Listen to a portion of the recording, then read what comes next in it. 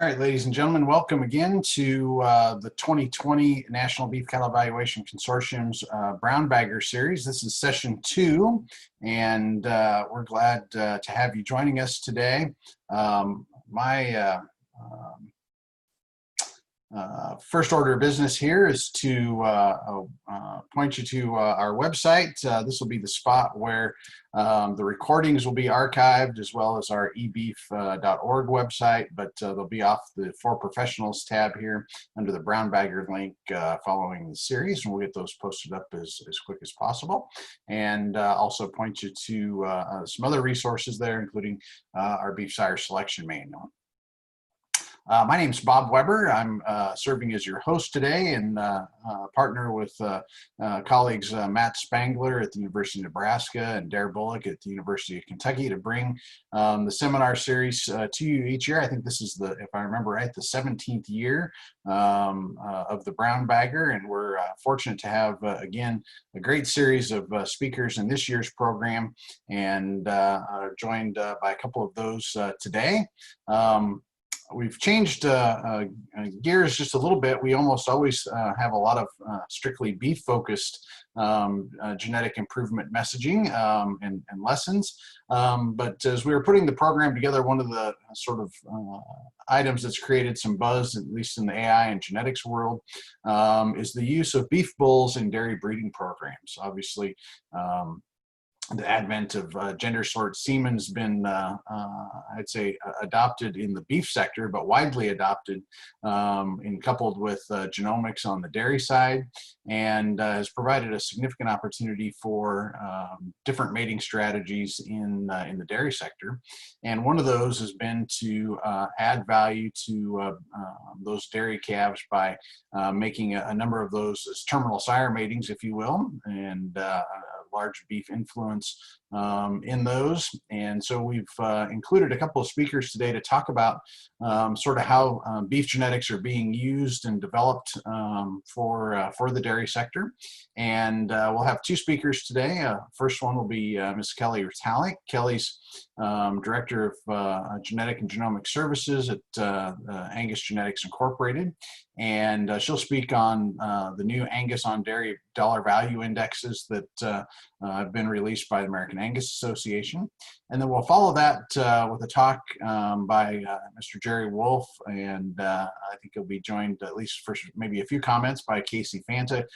Jerry and Casey are both deeply involved in the Wulf cattle operation and have extensive experience in developing a specific beef on dairy program called Breeding to Feeding. And so Jerry will share some of the details from that exercise. It's having a pretty substantial impact in the business as well. So with that, we'll start off with our first speaker, and that again is Kelly Retallick. Kelly serves as the Genetic and Genomics Program Director at Angus Genetics Incorporated. In that role, she coordinates research and application strategies for genetic and genomic technologies tailored to the members of the American Angus Association, as well as their commercial customers. Kelly oversees AGI, genotyping and member relation, or genotyping lab and member relations, that is, and plays a critical role in maintaining database integrity for Angus's weekly genetic evaluation. Retallick obtained a bachelor's degree in animal science from the University of Wisconsin-Madison, and then a master's degree in the animal breeding and genetics group here at Kansas State University, and is currently working towards a PhD in that same field in our group here at K-State. So we're delighted to have Kelly have you with us today, and I'll get to a spot here where I can give you remote control. And if you'll go ahead and unmute, you should have the bus. Awesome. Well, thank you, Kelly. Yeah, thank you. Thanks, Bob, and the rest of the committee for having Angus be a part of this series. We always enjoy being able to not only be a part of it, but definitely listen and learn from all of those who present alongside of us here in this particular environment. So today, we're actually stepping out of our realm of what we normally talk about in Brown Bagger, but also what Angus is normally talking about. And today we're going to kind of shed some light on our dairy crossbreeding indexes that AGI, Angus Genetics Incorporated, launched here in the middle of August. These crossbreeding indexes are really targeted for that terminal system on these beef on dairy programs. And we've created 2 of these indexes, basically named Angus-On-Holstein and Angus-On-Jersey. So we'll run through these parameters and kind of give you a little insight about how we came up with these indexes, and then hopefully have a good conversation to follow up. So we would be remiss if we didn't recognize our amazing partner in this collaborative effort, Abacus Bio. They're experts in this field of building and designing economic selection indexes. And so as we move towards creating these indexes for this dairy segment, they were an obvious partner for us to collaborate with to get the best science out there to our members and to the users of these indexes. So as we started down this process of trying to create ways to better select Angus bulls to be used on these dairy systems, because of the obvious impact it's having on our Angus economy as well as the economy in the dairy industries, we really had to start from the ground up, and we worked with dairy producers, we worked with feeders, we worked with other experts in the field from US Holstein and other groups of that nature to be able to find what exactly is needed for these programs, and are we able to provide the values that are needed for these individuals to make the best breeding decisions. And so the one thing that we talked about with these producers is that basically when you kind of overlay this with the broiler industry, the dairy cow is what the hen is to the broiler industry. And really what we heard is that we just need to put a little more meat on these bones. We need to create these animals that they can compete in this beef space, and they can compete alongside their straight beef counterparts in a better and more efficient nature. So one of the clear messages from all of the segments that we talked about, from the feeding industry, from the individual producers who are raising these individuals or having these individuals on their dairy operations, is they need to look like beef animals. And I think that's all pretty obvious for this group here that we have on this call, but they can't fit the bill of what a normal Holstein or Jersey dairy influenced animal may look like, where they're tall and narrow and don't fit this beef animal likeness. Another thing that we heard throughout the industry was that carcass length, specifically on the Angus-On-Holstein crosses, could become a problem. You know, we spoke to people that would be sending cattle to some of the major packing plants, and the one thing that they pointed out is, you know, some of these floor shanks on these Angus-On-Holstein crosses were basically dragging on the floor, and they were actually having to physically tie up those floor shanks up into the carcass to basically make sure that that obviously wasn't a hazard in their plant. And so that is an obvious problem. This idea of sunken strips, that we'll talk a little bit more about later on today, that's a problem. And then when we talk about how do we fix these two things, what can we use that was within this American Angus Association database to basically try to help people create this more beef-like animal, we started looking at areas of height and ribeye area in order to help us support this beef on dairy segment.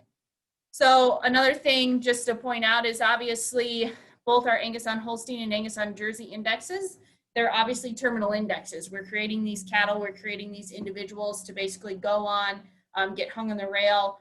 There's really no other function or purpose for these animals out there today, but there was a few more considerations that we had to take into account from an Angus standpoint that is different than the terminal index values that we're used to putting out for our beef on beef practices. So one of the things obviously from a dairy farmer perspective is this idea of calving ease and birth weight. And I think it's interesting because a lot of times I talk to Angus members or commercial cattlemen, and the one thing that they point out is, well, obviously those dairy cows, they should be, calving ease really shouldn't be an issue, right? They're big enough, they should be able to lay down and have about any size calf. I will say that the producers that we talked to, we found that calving ease obviously seemed a bit more highly sensitive than maybe we originally felt from a beef industry perspective, kind of looking from the outside in, the one thing that they really brought up to us is the fact that, you know, if we have a calving event where that cow goes through a calving dystocia event, you know, that's obviously the economic impact, right? And the increased probability that that female is going to get culled out of the herd for that calving event dramatically goes up, because that female may fail to get to the appropriate days in milk, or she may get sick, and her basically incidence of getting culled because of that birthing event severely goes up, and then that impacts obviously the economics of this situation. The second thing, you know, so from the dairy farm perspective, it's really do no harm, right? We don't want to hurt what their individual operation is. From the grow out and the feedlot performance perspective, obviously this is something that we were a little bit more intimately familiar with from a terminal index standpoint on our beef on beef systems, but obviously the grow out and the feedlot performance phase is a little bit different, and we had to reparameterize some of the things that we use on our beef on beef segments to make sure that everything was appropriately used on these Angus-On-Dairy values. So just to kind of compare what we consider our terminal indexes here, kind of our main terminal indexes here at Angus together, I think obviously dollar beef, right? Beef value, that is our terminal index. The idea that we're gonna basically quantify the economic components basically from the time that that calf is weaned off the cow to the time it's hung on the rail. And so it was obvious that a lot of the components that we used in dollar B were also going to get used on these Angus-on-Holstein and Angus-on-Jersey values. But when you really put them up side by side, I think the first thing that people see obviously is this calving ease and this growth to weaning component that is fit into our dairy indexes that isn't currently modeled in our dollar B, because we basically break down kind of the production life cycle into those maternal and terminal components. And that growth to weaning and calving ease isn't something that we use in our terminal index when we compare that in a beef on beef space. Additions to dollar B beyond what we have, or excuse me, additions to our Holstein and Jersey indexes beyond what we have in dollar B also included things like a muscling component and a height. We're actually kind of behind the scenes calculating quote unquote a muscling EPD that allows us to put selection pressure specifically in the Jersey, but also there is selection pressure on this muscling component in the Holstein index as well, to basically try to get at some yield components and some deficits that we would see there on some of those carcasses. And then with that, height is going to be an issue that we take fairly seriously, specifically in that Angus-on-Holstein index. We don't have that same issue, or the information that we gathered as a group, we didn't hear that that was the same issue that was happening in the Angus-on-Jersey space, which would make sense. And so we did not fit that height component in that Angus-on-Jersey index. So just to dive a little bit deeper, when we talk about births to carcass, kind of modeling this terminal index in these dairy systems, the one thing that we don't have, obviously, is a bunch of dairy data sitting in here. So we relied heavily on the assumptions in the U.S. Net merit economic assumptions that would be utilized in net merit from U.S. Holstein and the Dairy Council to be able to apply economics to things like calving ease in our terminal dairy index values. With that, we had to basically then parameterize this growth pattern from birth to slaughter, which, as we talked about just a minute ago, this is different than what we do in dollar B today. And then also we had to take into account things like having to deal with a slower growing animal once it gets to the feedlot, a poor conversion factor, the fact that a lot of times we're going to have less fat cover than what we deal with here on our beef on beef world, specifically with Angus cattle, and then for the fact that many times they're fed for longer periods of time before they can actually move to the harvest floor. And then finally, two specific new traits that were added to these particular indexes, which is going to be that muscling in that height component. And this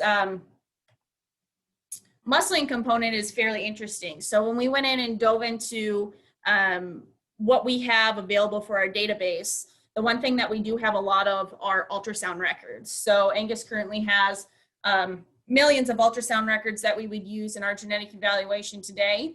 So we felt that this would be a good way for us to get at this muscling component. So basically what we're looking at here is we're looking at animals. If you can see there, if you can see there on the the x-axis, we have scan weight here, and we have ultrasound ribeye area EPD basically there on the y-axis. And what we're trying to find is we're trying to find these animals and basically delineate between these animals that all have this similar scan weight here. You can see this red circle, but they have vastly different ultrasound EPDs. And obviously coupling those two things together should give us an indication of a higher yielding package.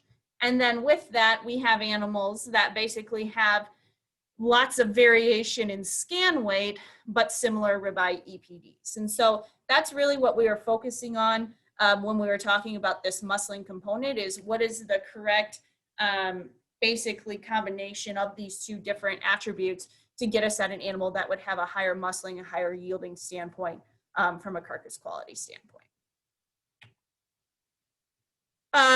When we talk about ribeye area and muscling, obviously ribeye area EPD is going to become it's going to be something that we're keenly interested in these beef-on-dairy segments. One thing that we know, and probably all of you on this call have heard about, is something that we call a sunken strip. So if you go over there and you look at those two pictures, you can see that we have a dairy type strip and a beef type strip. Or ribeyes rather, and basically you can see how the dairy type is a little bit shrunken, it's a little bit elongated. Our friends at CAB would say that's not something that's going to be desirable to put on the plate for our consumers. And so that's obviously something, if we're trying to make these dairy animals compete in a beef space, that we're going to have to take into account. So with that, we used, again, our ribeye area EPD, coupled that with that muscling EPD that we just talked about, using our ultrasound data to basically find those animals who would be more at risk, right, for creating those sunken strips, and then placing economic deficits on them appropriately.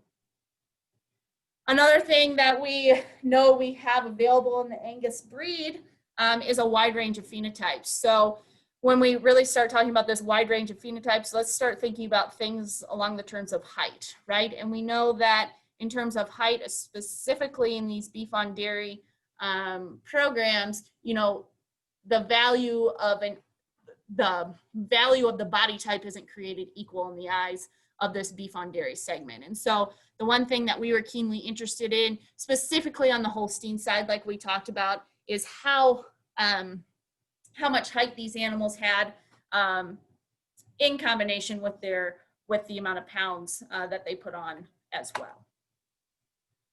So carcass length, like we talked about, in Holstein causes a concern, specifically for the feeders and the people that are going to hang these carcasses up. And there is going to be a proportion, or there is a predicted proportion of basically Angus-on Holstein steers that were just going to be too long and weren't going to work in these plants as well. So we wanted to help tackle this issue with the use of the data we had in-house. So if we go back and we look at something like $B and why $B may not be as appropriate for this Angus-on Holstein segment particularly, is because of this height component. And so here you can see basically a graph of $B plotted against the yearling height EPD. And you can see there that they're positively correlated, around 0.5. Okay, so as our $Bs continue to increase and our yearling heights continue to increase, those things basically rise together. So thank Dr. Steve Miller for this slide, but you know, kind of the point is you can see this rising trend. You can see this rising fish, if you will. But now when we look at the Angus-on Holstein in the yearling height correlation, it's basically 0.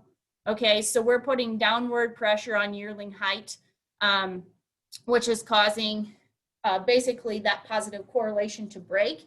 And we don't see as height goes up, that our Angus-on-Holstein values are rising as well. So we've turned that fish from rising to basically being flat, and essentially the correlation between yearling height EPD and Angus-on-Holstein is essentially 0 at this time. If we kind of compare emphasis among these 3 terminal indexes, you can see $B there on your far left. The kind of the light yellow is going to be our yield component. Our orange is going to be our marbling component. Then we have our growth component in the blue, as well as our efficiency component in the green.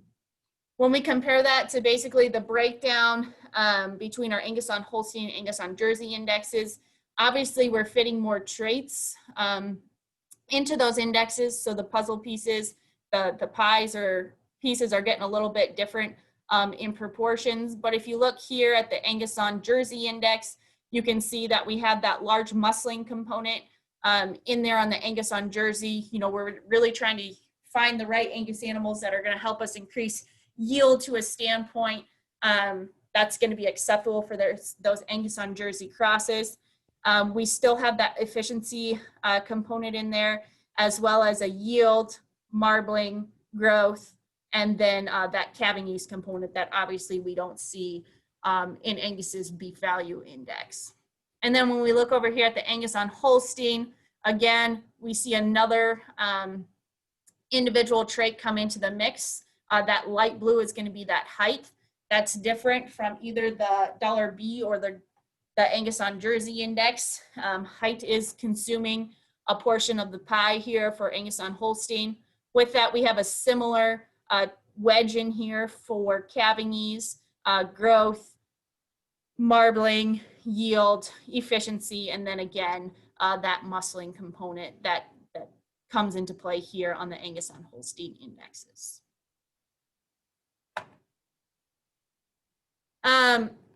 Costs associated with calving ease. I don't know if any of you joined us last week, but Ryan Bolt did a great job of explaining the red Angus values. And he talked about this idea of nonlinear components. Nonlinear components would be used in both our Angus-on-Holstein and Angus-on-Jersey dollar values that we have out there today. And one of those traits that had this nonlinear component is going to be with calving ease. So you can see there kind of those nonlinear curves for both Angus-on-Holstein and Angus-on-Jersey. And you can see obviously as you move from a -20 to a -10, -10 to a 0, and even a 0 to a 10, that obviously we're picking up quite a bit of ground on those Angus-on-Holstein and Angus-on-Jersey indexes. But really, once we kind of get over that 0, kind of that midway point, you know, a 5, 6 calving ease, you know, the relative value that you're going to gain either on Angus-on-Holstein or Angus-on-Jersey is basically going to essentially be very little because once these calves obviously come free and easy, there's not that you don't gain that much more by having a 15 or versus a 20 calving ease direct EPD.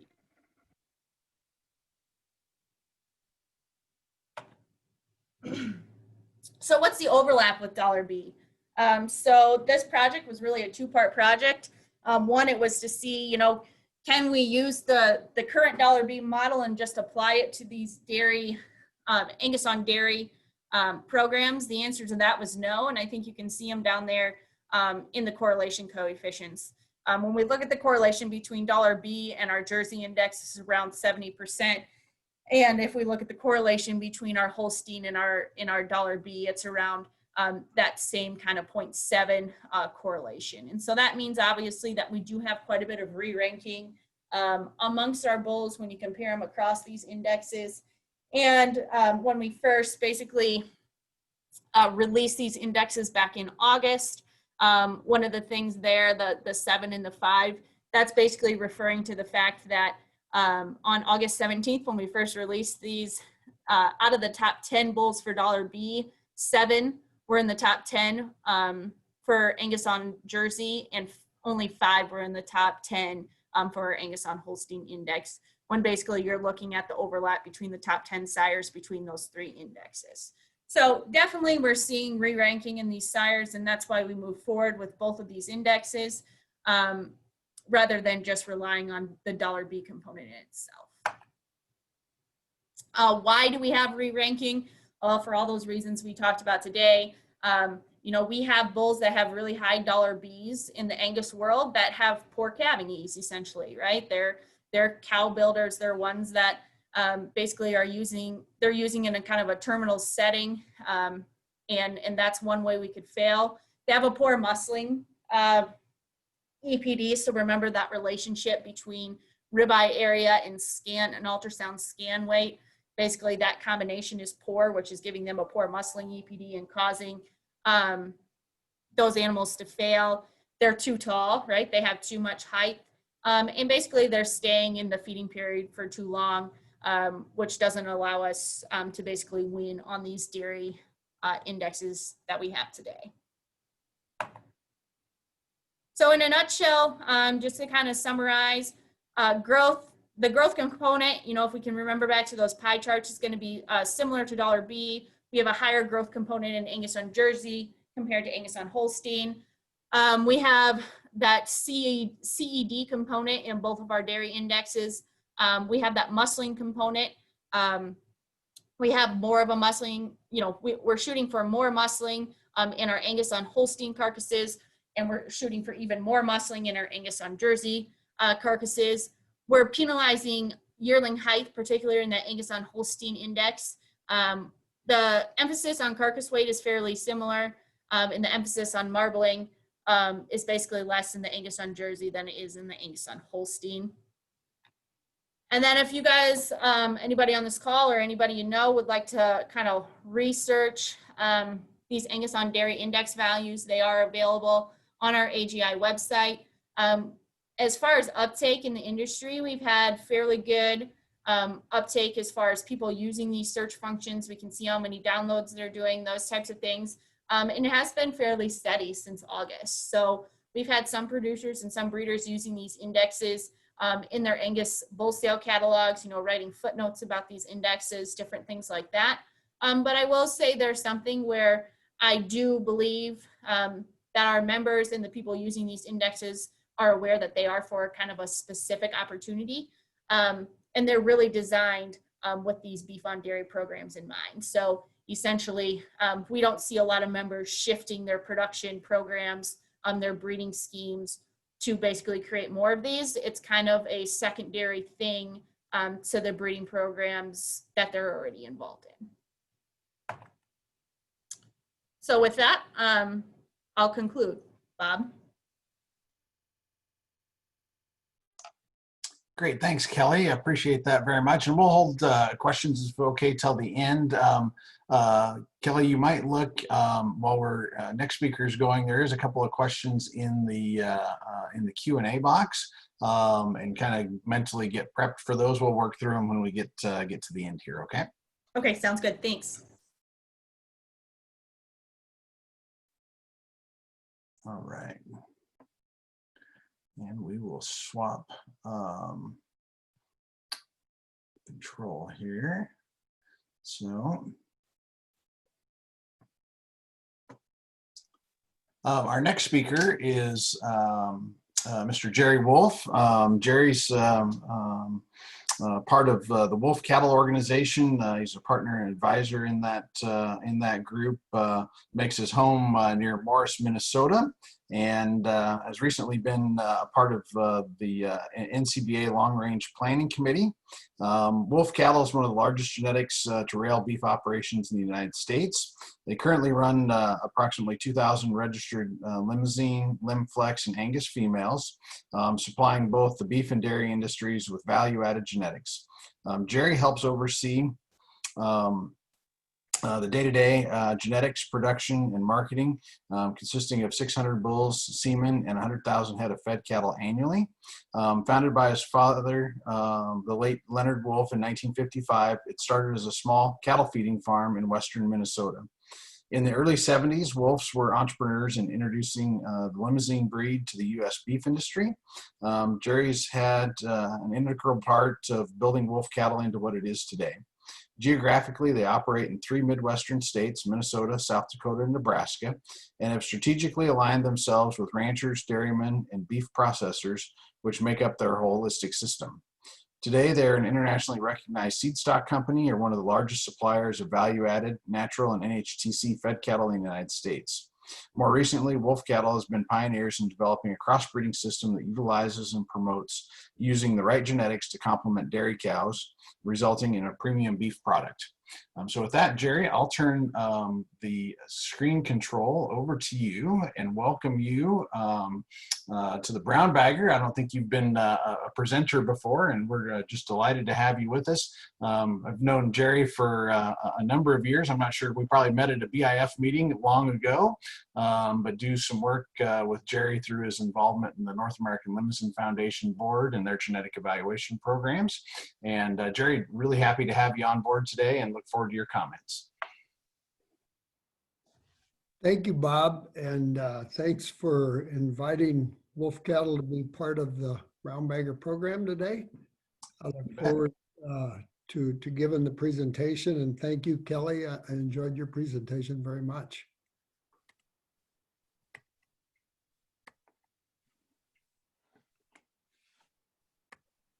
It's not letting me advance the slides, Bob.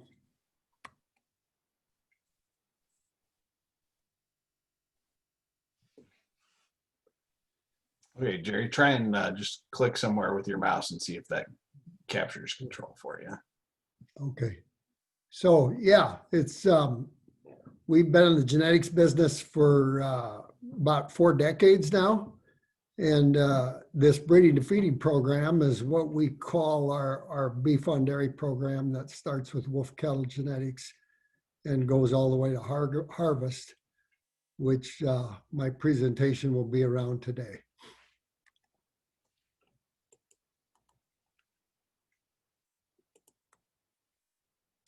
So I'd like to start with just a snapshot of the company and who we are.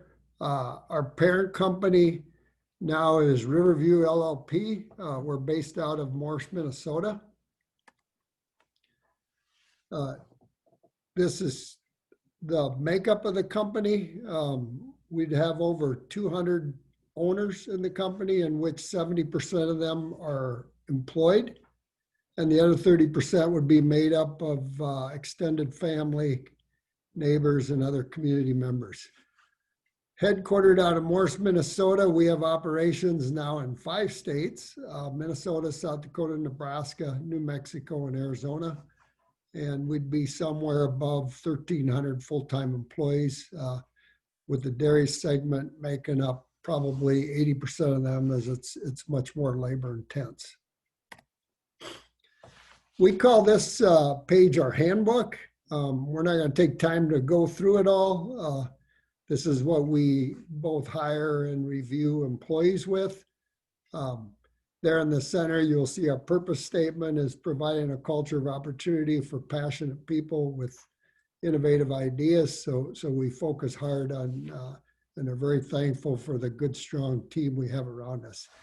Then up there towards the top, as you look at the black line across the top there, we call that our strategy statement. So we're an integrated ag company that spans from land to consumer. We're very involved in crops, cows, both dairy and beef. We would own a small share of processing on the dairy side via the co-op models. We're not into any processing on the beef side, but we have relationships with processors and try and stay in tune with consumers. And our goal is to meet that ultimate need. This is how our company breaks apart. We see in the segments. The central service segment is pretty extensive. We have our own construction team for building new sites, permitting team to keep us compliant, and then of course the others that go with any significant business, financial, accounting team, human resources, community relations, education, and IT. On the beef side, beef segment there, that's a bit conservative, 92,000 marketings. We're probably going to market close to 100,000 this year. we'd have somewhere between 2,500 and 3,000 registered cows, would market between 650 and 700 bulls annually. And then more recently, we have the breeding to feeding program, where we're not only using a large amount of semen in our own Riverview dairies, but selling semen to dairies across the U.S. and in several other countries in the world. Farming about 54,000 acres in all 5 states, and primarily we're raising feed for our livestock operations. And then on the dairy side, we're currently milking 120,000 cows, and we would have another 100,000 replacement heifers in the pipeline that would supply our existing dairies with replacements. And then there would be some in there for projected new growth. This is the geographic area that we operate in. That smaller red circle up there in western Minnesota and eastern South Dakota is our primary dairy area. That's where most of our dairy operations are, with our beef operations just next to it in western Minnesota, larger presence in South Dakota, and then northern Nebraska. We would have both ranches and feed yards. And then as you drop south down into the Texas Panhandle and there into eastern New Mexico is where our beef builders are fed out in feed yards around the Amarillo, Texas area. We have our own large calf ranch that is all beef builders in the Clovis, New Mexico area there in eastern New Mexico, where we take those day-old beef builder calves, raise them to 300, 350 pounds before we move them into the feed yards. That green circle over there in southeastern Arizona is in the Wilcox area. That's where the 100,000 replacement dairy females are taken from birth all the way to a pregnant 2-year-old that keeps our dairy supplied with replacements. Back to focusing a little more on our beef system. 92,000 plus marketings. We have feed yard capacity of 45,000, the remaining fed out in custom feed yards. SEEDSTOCK system is made up of 2,500 plus registered cows, another 1,000 commercial cows. Many of those we would put embryos in. 650 to 700 bulls a year. We would have a mixture of red and black, primarily black. On the breeding to feeding, using our genetics on dairy females, we're exclusively homozygous black and homozygous polled. So the resulting offspring be out of Jersey, Holstein, or crossbred cows, they're all black calves. So, you know, Kelly touched on a fair amount of this, so I try not to be too redundant, but how do dairies use semen? You know, we see different scenarios. That top one would be more for dairies that aren't planning to grow a whole lot, and they're sexing semen and using it on their highest performing females, meaning sexed dairy semen. So they get their replacements out of their highest performing females, and then follow up with beef bulls that are then used on their older and poor performing cows. And you look down at the bottom at what our own Riverview strategy is. We use no conventional dairy semen anymore. The only dairy semen we will use will be sexed female semen, trying to maximize every pregnancy. And then after using the sexed dairy semen, we will go 2 to 3 rounds of service to get our replacements, and then we'll follow up with our breeding to feeding sires to make beef pregnancies. So all pregnancies are either terminal sires with a focus on conception in the dairy herd, and then carcass merit on the beef side.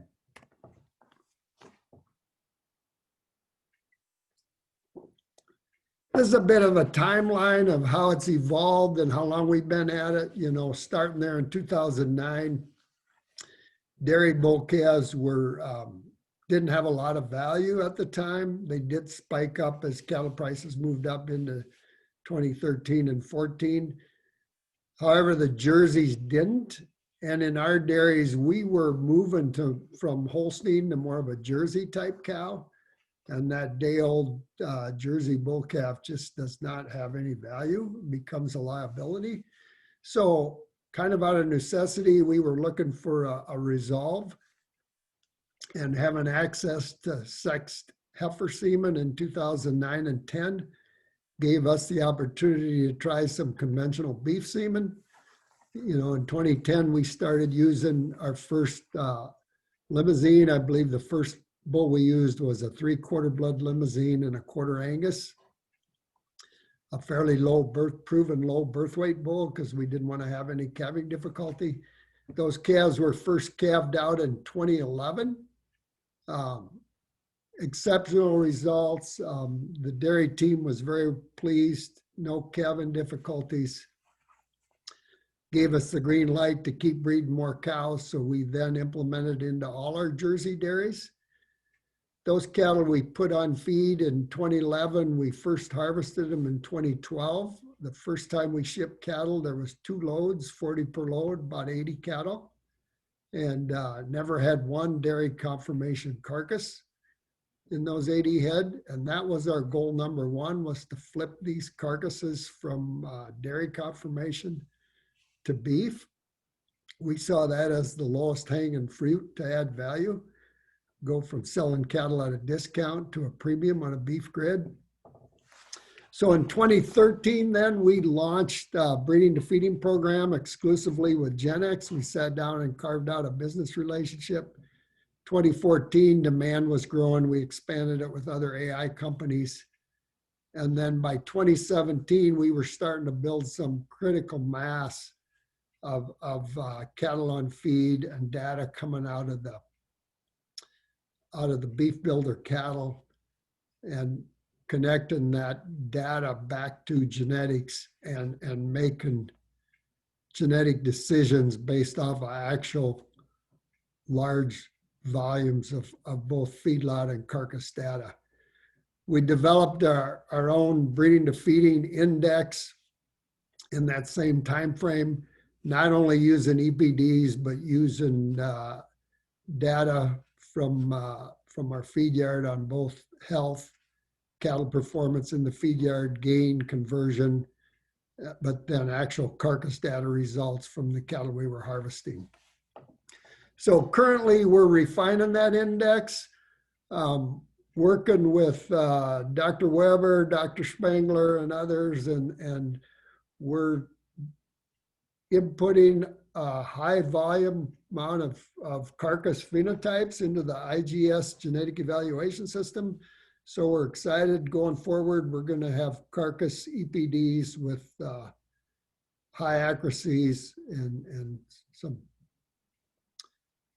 we'll be able to really hone in on building a better beef index for the breeding to feeding program.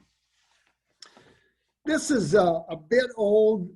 You know, Bob thought it would be good. I showed this. I showed it to him a few years ago. You know, this was done at the University of Minnesota. So back in 2012, some of our very first crossbred steers, limousine, these were all Jersey. We did initially start with Holstein. We only started with Jersey. But we took some straight Jerseys and some beef builders, put them on feed in the University of Minnesota. At the time, Zilmax was still on the market, so they helped sponsor the study.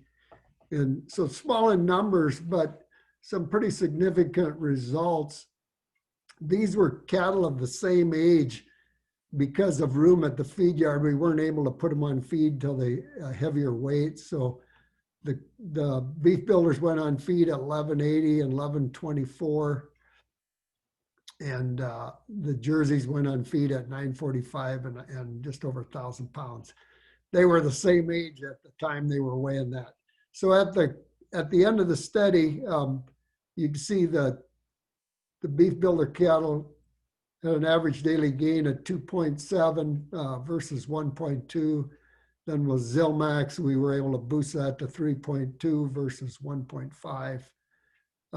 Feed to gain was, and keep in mind this seems a little high, but these were heavier cattle going on feed.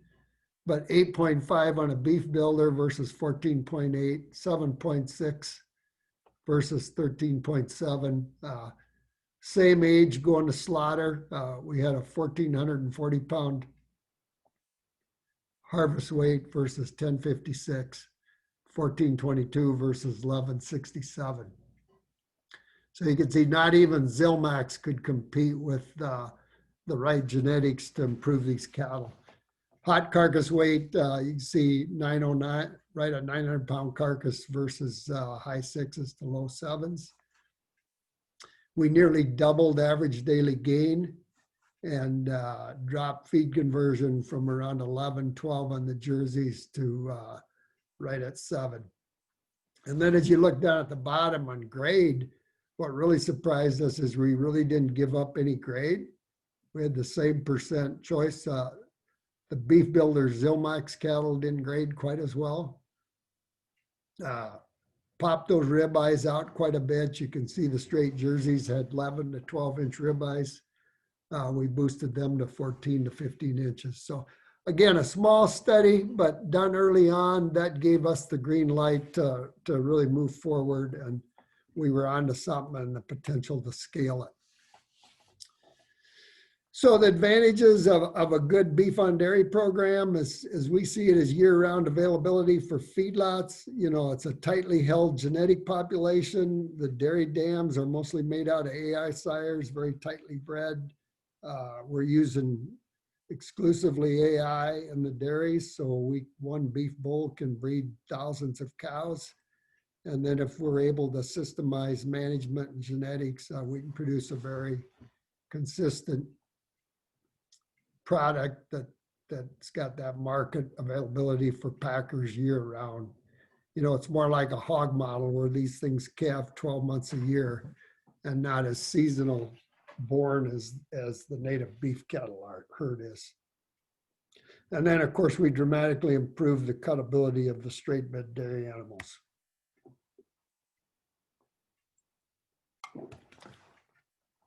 Kelly spoke to this really well. Packer concerns on straight bred dairy cattle is narrow strips and ribs, low yielding carcasses. You know, the other thing we heard from packers that Kelly didn't mention on straight Holsteins, you know, and one major packer made a statement or decided to quit harvesting Holstein cattle in 2016 and hasn't started since. They complained a lot about gut health and liver abscesses. And we see a lot less of that with our crossbred beef builder cattle. Get rid of those cattle with dairy characteristics. Feedlot concerns were poor feed efficiency, carcass performance, and then traceability and survivability. That's something else that we've been able to prove on, particularly on the jerseys, as you cross them with our genetics and get that good beef cross. Those cattle want to live versus want to die. Kelly showed this same example, just how we're able to fix and blow out those ribeyes and get rid of those narrow oval shaped ribeyes and flip them to a beef conformation. Again, and I want to reiterate this, that was goal number one, was to get rid of that dairy conformation. Because with that one large packer getting out of the business of harvesting Holsteins, it took that basis on dairy steers from -6. They sold for years for about $6 a hundredweight behind native beef cattle. That took that basis to -12 to 15. So on an 800-900 pound carcass, that's a lot of dollars. You flip that to a beef, you get rid of that negative basis right away. And then if these cattle, which they are, killing well on a grid, they'll go from minus 12, 15 to plus $4 to $5 on a good beef grid. So what is our strategy? We started with limousine. You know, we understood that the real problem with dairy cattle, I mean, they're bred for years to milk with no selection pressure put on muscle. They had the frame, but were void of muscle. And we've always said you don't fix poor with average. So we put a lot of muscle in these cattle from the get-go, and felt we've been able to accomplish what we set out to do, and look forward to keep making it better. So, and we've also had in mind building a holistic system, you know, where we've cared about the concerns of the dairyman, the cattle feeder, and the packer, and realized that all three needed to be taken care of to make this thing long-term and sustainable.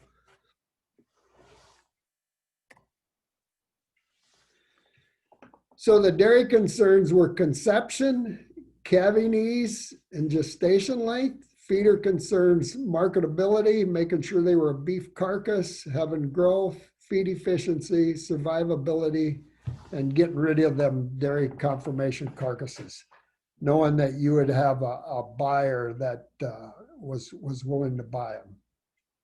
So to be a successful bull, to make it into our breeding to feeding program, they need to have high fertility, pass the calving ease test, and then we like them to have, and then with that in mind, then maximize growth, feed efficiency, and good carcass conformation, along with quality grade.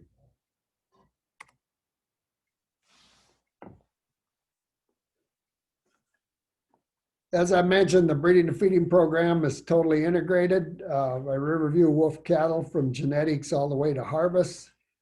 The sires we use are called breeding to feeding sires. The sires are custom made with the dairy cow in mind. They're made for both Jerseys and Holsteins.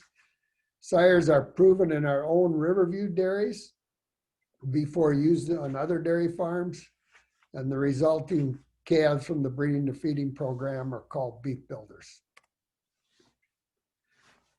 Might spend a little more time on this flow chart. This depicts how it all works. So starting there on the left-hand side, our genetic cow herd resides at Sandy Ridge. As Bob mentioned, it's made up of Limousine, Limflex, and Angus. And that's, in that order, is what we would have the most of. We'd have mostly Limousine, followed by Limflex. And then we keep a smaller nucleus Angus herd to help make those Limflex hybrid cattle.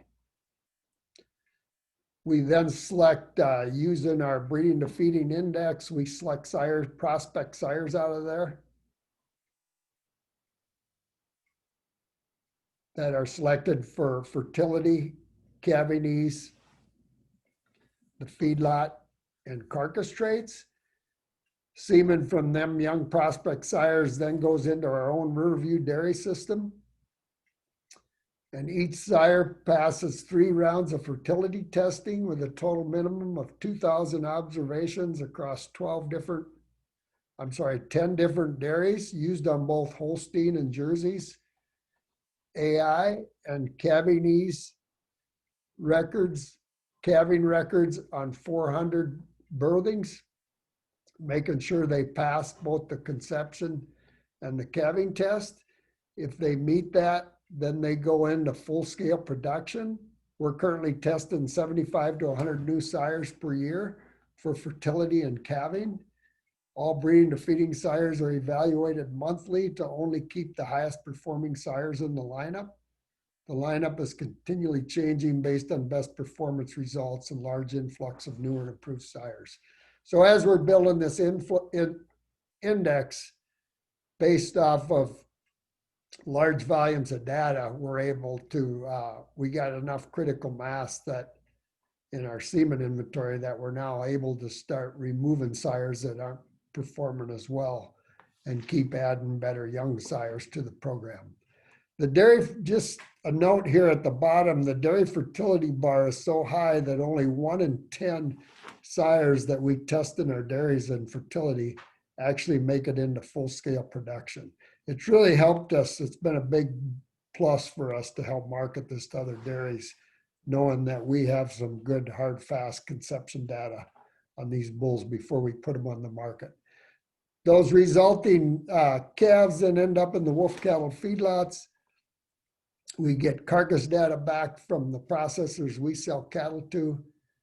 We tie in that, utilizing that carcass data to improve EPDs with higher accuracies and improve our beef builder index. The next phase that we're just moving into here in 2021, is putting groups, sire groups of cattle on feed in the feed yard to get some sire group efficiency data based off of these beef builder cattle in the feed yard. We have our own GrowSafe system where we're measuring feed intake on all the young sires between weaning and yearling weights. And that is considered before they go into the beef builder program. But as we are with carcass data and building a larger actual data bank, we hope to accomplish that same thing with feed conversion data coming out of feed yards of these beef builder cattle. Yeah, this just depicts the flow again, how it starts with genetics and the breeding herd goes to AI dairy cows. Calves have to be born okay. Calves then go to the calf ranch, into the feedlot. Information flows back to the genetic herd to keep making a better program. So as we quit feeding Holsteins back in 2013, so we don't have a lot of data, but we work with Feedlot Health and Dr. T. Jim, and he still feeds a lot of Holsteins. So I got this data from him, and this is how he would say our beef builders compare to feeding straight bed Holsteins. Today, we would improve dressing percent by 1.5%. Average daily gain improves by 10%. Beef builders over Holsteins. Feed to gate improvement would be 11%. Quantifying that in a dollar value, the feed conversion is worth us about $89 a head, and that would be average numbers, of course, and just over $100 a head on added carcass value. If you look down here in the bottom of this is results of carcass data on thousands of offspring. So this is based off of 30,000 Holstein phenotypes and 34,000 Jersey phenotypes. We would also have data on crossbred. We run quite a few Jersey Holstein cross cows that wouldn't be included in here. This is just out of the straight bred cows. You can see up here the Holsteins crossbred calves are grading 75% choice or higher. We boost that with Jerseys to 82%. Of course, the balance of them are all selects. You drop down to the next bar, 867 would be our average weight, and this would be steers and heifer carcasses combined. So the steer cows and them Holsteins would be averaging right at 900. Them are your average live weights, and the way we figure our live weights is we adjust it off of a carcass weight using a 63 yield. We just take carcass weight divided by 63, a 63 dressing percent. Ribeyes, very nice shape, sized ribeyes, 14.6 on Holstein, 14.5, almost 14.6 on Jerseys. So that's really wowed us that given that much smaller a carcass, they run very close on ribeye size. And some of that might be explained. We use a little higher percentage limousine on the Jersey side than we do on the Holstein side. Then over here on the right-hand side, you got birth weights. Average birth weights is 93 on Holsteins, 81 on Jerseys. There's your gestation length of 281, 282. Down on the bottom is yield grades. You can see the 2/3 or more of these cattle are yield grade 1s and 2s. They're very nice yield grading cattle. The balance is almost all 3s, with very few 4s and yield grade 5s. It's almost impossible to make yield grade 4s and 5s over fat cattle. We pay a lot of attention to this dairy conformation carcass. Our goal is to take that to 0. We're running less than 0.5%. You know, we want to be able to deliver cattle to the processor that we can guarantee them they're 100% beef carcasses. So just quickly in summary, again, a holistic system that pays attention to the needs of the dairyman, the cattle, the packer, and we don't just talk about it, we validate and want to back everything up with actual data. And I think I'm out of time, Bob. So with that, this will be, if you all get a copy of the presentation, you can access any of those YouTube videos that talk about the program.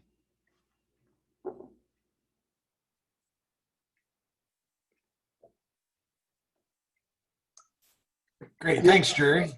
That was excellent. We've got a little bit of time here and a nice collection of questions for our two speakers, and I'll try and kind of bounce these between both of you, and we'll get them answered at. The first one, Kelly, was directed to you based on the Angus indexes, and says, for the dairy farmer, has actual beef by dairy data been used in the valuations? The economics look to have been used from net merit, but are we saying that Angus by Angus is the same calving ease and birth weight as Angus by Holstein or Angus by Jersey? Yeah, that's a really good question. And so as we were building these, as I'm sure you all are aware, as you go into these projects, it was actually fairly hard to come by some of that Angus-on beef information to be able to be utilized basically to model out some of these things. I will say that we do use the same calving score incidence in our dairy indexes as we do have in our straight bred beef models. But like we said, the economics, like you mentioned, are basically the USDA dairy evaluation parameters, you know, trying to take into account things like production losses, days open, cost of replacement dairy heifers, etc., in order to model those things around that. So, you know, we're always open to look at collaborative efforts where we can get some of that data in-house and to be able to make these things even better. Obviously, having that real data, being able to model those things more effectively are only going to continue to make these types of setups better. So we'd welcome, you know, potential collaborations with different groups to be able to bring some of that data in-house and really try to make these things the best they can really be. Great. We'll jump down and another question for this one's for Jerry, and it's are calving traits included in the beef to feeding or breeding to feeding index, or is it focused on just finished data? No, we also incorporate calving. What we have found though in our 10-year process here of building this thing is we've been able to ratchet up and tolerate more birth weight than we initially thought. But the short answer is yes, we incorporate Calving Ease, birth weight and Calving Ease EPDs into our index. Great. Let's see. This one's for Kelly. How does the Angus by Holstein index differ from the Holcim index that is being promoted by the Holstein Association? Do Angus have a competitive advantage over Sim Angus for these matings? So I don't know if you've got enough visibility, Kelly, on what goes on with the Holstein index or not, but to answer that, but thought we'd throw it to you. So. Sure. Yeah, of course. So yeah, so obviously I think, what I do know, right, is what I can say. So when you look at the difference, obviously, between what Angus is having here with the Angus-On-Dairy indexes and obviously the Holstein kind of software that I believe uses their feeder calf calculator, is basically where we're trying to identify, obviously, the best Sim Angus bulls with that Holstein software and the best Angus bulls with their Angus-On-Dairy index values to be able to use in these particular situations. And the model assumptions used in our Angus-On-Dairy values obviously are going to be built around those economic assumptions and those modeling features that we'd have in that specific environment. So as far as what one is going to prevail as being the best to use in these situations, obviously the marketplace is going to figure that out. As more and more of this data continues to roll in, I think those answers are going to become clear. I think the other part of that is, just some of the large entities that we have worked with, not only in the creation of these indexes, but kind of anecdotal information that we've received from different groups who are feeding a lot of these cattle out. They have said to us where there's some selection pressure on the Angus bulls that are being used in these operations. They are having quite a bit of success in being profitable with these Angus genetics in these beef on dairy schemes. And so I think there's definitely positive outcomes when we use Angus sires on these dairy females. Yeah, Kelly, I thought it was interesting. A lot of the, as you would guess, the sort of the terminal and muscle traits, really help drive value into those Holstein and Jersey cross calves. So, kind of the whole complementarity bit. So it's interesting to look at, there's a decent alignment between the Holstein and Jersey Angus indexes against dollar beef, but it's not perfect, or it's not one. Perfect's not the right word. It's not one, which means that there's some breed complementarity stuff that's not captured in dollar beef that's hopefully captured obviously then in these dairy indexes. So yeah, good question, I thought. Another one here. How is newborn calf vigor in the beef crosses? I think this one's directed to Jerry. Are there any differences in maternal response at birth with, I'm guessing, a more vigorous newborn calf? So the beef calves probably have a little more calf vigor when they get going. How's that worked out, Jerry? Or do you have visibility? Yeah, I'm going to just answer that in general terms. I don't have any data to quantify it, but it's they're significantly more vigorous. And what we would have data on is, I would say we nearly double our livability rate, percent cattle that are stay alive through the calf ranch phase with a crossbred over a straight bred, particularly when you compare them to jerseys. And, the thing you have to be careful, we have a pretty good data set coming out of our own dairies, which is a total of 100,000 plus cows. If you're going to start comparing data sets from different dairies, you have to be careful, because a big factor in health and livability would be getting colostrum in them at birth on a timely manner, and we've figured out and realized that it's not all created equal from one operation to another. Yeah, management sure plays a big role for sure. Jerry, another question here from actually a longtime friend of mine, Travis Taylor. Travis asks, what is the average age of your beef builders at slaughter? 550 days. And the other thing I might mention is, we started out background in these cattle.